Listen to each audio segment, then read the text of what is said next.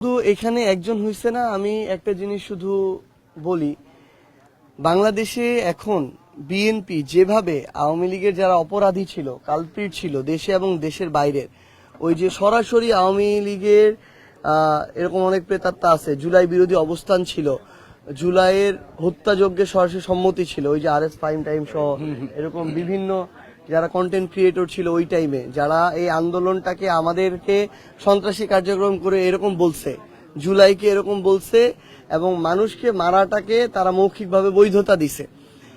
এই মানুষগুলো যদি বিএনপির, এটা অবশ্যই বিএনপির প্রোটেকশনে তারা আসছে, আদারওয়াইজ জীবনও পসিবল ছিল না। কই অন্তর্বর্তীকালীন সরকারের সময় আসতে পারছে? পারে নাই। তো এটা যদি হয় যে বিএনপি কোনো অপরাধী নিরপরাধ কোনো বাছবিচার না করে তারা নির্বাচনের খাতিরে জিতার জন্য কমিটমেন্ট দিছিল সবাইকে গণহারে, এবং এখন সবাইকে তারা আশ্রয় দেয়, প্রশ্রয় দেয়, শেল্টার দেয়, তাহলে আগামীতে আবার শুধু জুলাইয়ের যারা সহযোদ্ধা যারা ছিল, সমন্বয়ক যারা ছিল, কিংবা যারা আন্দোলনে ছিল, প্রত্যেককে এটার জন্য সাফার করতে হবে। এবং হয়তো আপনারা দেখবেন যে আমাদেরকেও অনেককে হয়তো কোথাও গুলি খেয়ে আমাদের ভাই হাদির মতো জীবন দিতে হচ্ছে।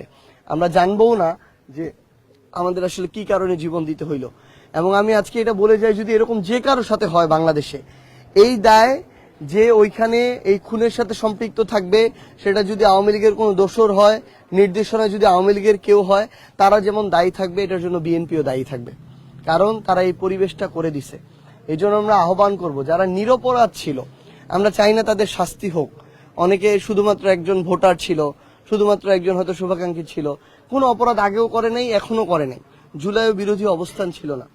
এই মানুষগুলো আমার জায়গা থেকে মনে হয় আর কি, এই মানুষগুলো শাস্তি হওয়া উচিত না, ভোগান্তি হওয়া উচিত না। কিন্তু যারা অপরাধী ছিল তাদেরকে প্রশ্রয় দেওয়া উচিত না। অপরাধী যদি অপরাধ করে প্রশ্রয় পেয়ে যায়, তারা কিন্তু আর কাউকে হিসাব করবে না। হয়তো গুলিটা প্রথমে আমাদের দিকে আসবে, পরে বিএনপিও ছাড় পাবে না।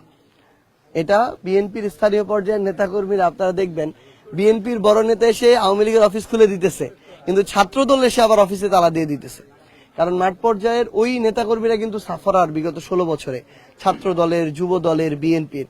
কিন্তু এই যে বড় বড় নেতারা যারা নেগোসিয়েশন করে চলছে বিগত 16 বছরে, যারা ভালো থাকছে বিএনপি করেও, এরা কিন্তু তখনও ভালো থাকছে, এখনো ভালো আছে। দিন শেষে সাফারার হবে মাঠের লোকগুলা।